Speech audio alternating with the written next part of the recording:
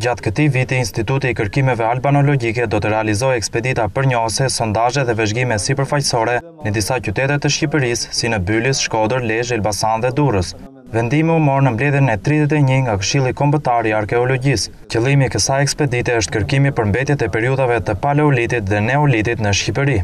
Drejtori i Institutit të Arkeologjisë, Luan Perzhita, prezantoi relacionin e detajuar të projekteve të realizuara në vitin 2012, pothuajse në të gjithë territorin e Shqipërisë. Kjo punë është një hap i rëndësishëm, do thojmë, që i bashkëndruar mjaft të mirë me Ministrinë e Kulturës, Turizmit, çon në vazhdën e zhvillimit të turizmit të Republikës Shqipërisë, një prurje të re, e cila pastaj do të shërbejë si aset për zhvillimin e këtyre qendrave në të ardhmen, për kultivimin e mëtejshëm të zhvillimit të turizmit. Gjetjet arkeologjike, përveç të tjera që janë një dëshmi e mrekullueshme e ekzistencës së hershme, zbulesë e jetës, e kulturës së saj, që kalon përsëri në jetë dhe në kulturë, në hyjzim kohësh dhe brezash, të kujtesës së heshtur të tokës me ato që ka mbuluar dhe me realitetin e gjithfuqishëm përsipër, porosi të forta të vazhdimit human.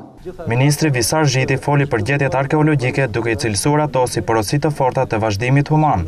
Ai theksoi rëndësinë e këtyre gërmimeve si një faktor i rëndësishëm për zhvillimin e turizmit në të ardhmen.